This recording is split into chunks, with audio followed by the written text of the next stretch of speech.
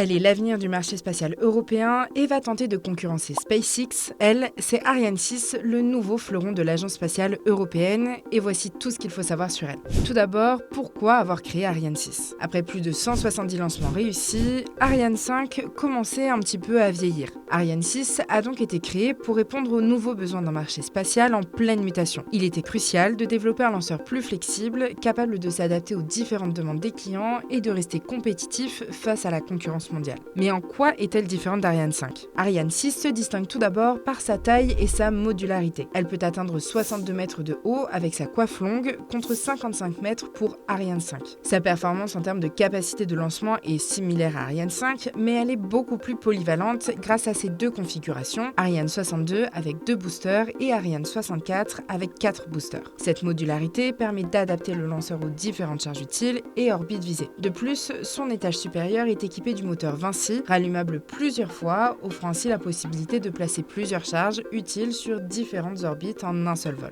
Mais au fait, quelles sont ses missions ? Les missions d'Ariane 6 sont variées. Tout d'abord, elle doit pouvoir envoyer différents satellites et constellations de satellites dans l'espace. Par exemple, pour son vol inaugural, la fusée embarque plusieurs charges utiles, une masse inerte simulant des satellites Galileo, 8 CubeSats, 2 capsules de rentrée atmosphérique et 5 expériences. Mais Ariane 6 a aussi pour objectif de garantir à l'Europe une certaine autonomie dans l'accès à l'espace, notamment après le retrait par la Russie du lanceur moyen Soyouz. Mais alors, comment va-t-elle imposer l'Europe sur le marché spatial ?